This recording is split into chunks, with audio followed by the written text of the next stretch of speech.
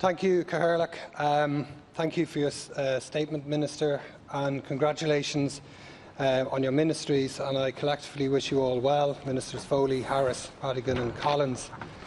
With respect to your short time in office, I would respectfully ask the following 3 questions, and I've broken them down into 2 3-minute questions and 1 2-minute question.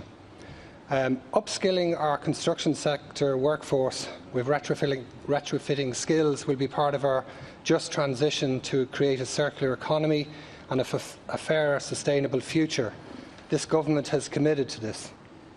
Retrofitting will help us reach the 2030 and 2050 climate reduction targets. It also gives us the chance to create secure jobs in the construction sector for years to come. Not only that, but retrofitting houses will lift people out of fuel poverty, protecting the nation's most vulnerable. My question is as follows, Minister. Has capacity for upskilling been assessed, and when will these skill programmes be initiated? Also, is the revised funding in place relative to the promised legislation in the programme for government? Thank you, Deputy Minister. Vice Chancellor, thank you very much to the Deputy, and indeed he is right. I think the climate change agenda, not just for the benefit of climate change, which is obviously immense and very clearly committed to in the programme for government, but also now at a crucial time to get people back to work. There are massive opportunities here in terms of job creation and in terms of career pathways. What I can tell the Deputy is that today myself and Minister Collins published the government's new strategy for further education and training, and I think what you'll see very, very clearly in that are our commitments in relation to climate change and the skills that we need around retrofitting being priority. So what will now happen is implementation plans will be put in place for the delivery of that strategy. Second point relates to the July stimulus, really, and obviously not getting ahead of myself here, but in the discussions myself and Minister Collins are having with government colleagues, I'm very hopeful that additional funding will be provided for upskilling places and apprenticeship places, and I would see a very core role for those courses to be aimed exactly in the area you're talking about.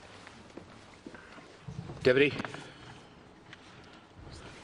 Thank you. Second question then. I have questions in relation to school buses. While both of these questions are local issues, I'm sure they are repeated across the country. Minister, you're aware that the Fairhouse Educate Together students would prefer to temporarily locate within their community on the Stockton Lane site, previously considered by your department but disregarded due to cost. Currently they are being asked to commute across South Dublin, which incurs various problems. Many of these children have special needs, and using a bus to commute will not be compatible for them. I know this is an ongoing issue, and I would gratefully ask you to intervene here for the well-being of these families and their children. My question, Minister, is with respect to the students of St Paul's Secondary School, again in my constituency. They have lost the private bus contract from Dublin Bus to their and neighbouring schools. Though there is an alternative public route that has recently become available, this is not sufficient for many students. What actions can the Department of Education undertake with transport to reinstate this service and ensure others like it around the country are not lost? Thank you. Minister. Deputy, I wish to acknowledge that you have previously raised the issue of Fairhouse Educate Together, and I have referred it to the relevant officials. I do appreciate the difficulties that are there for all concerned, and I'm very aware, as you have outlined, the preference of parents and indeed of young people themselves. So I can guarantee you that my officials will revert to you on that one.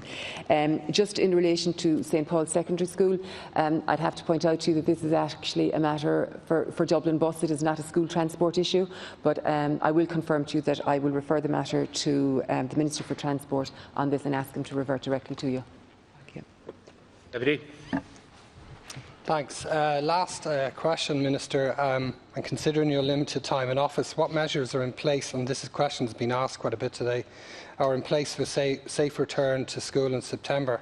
Many parents and children are patiently waiting for some clarity, so I'd be grateful for your direction here. Minister. Thank you, Deputy. I will again confirm, absolutely and unequivocally, that I am hugely committed to the safe reopening of schools, and I would like to acknowledge once again that there has been a complete buy-in from all of the stakeholders, parents, teachers, students, managerial bodies, the entire school community, to ensure that what is now an objective will be a reality at the end of August, early September, or whatever the normal time is for a school to reopen. That is absolutely the intention, and I look forward to it being the realisation. Thank you.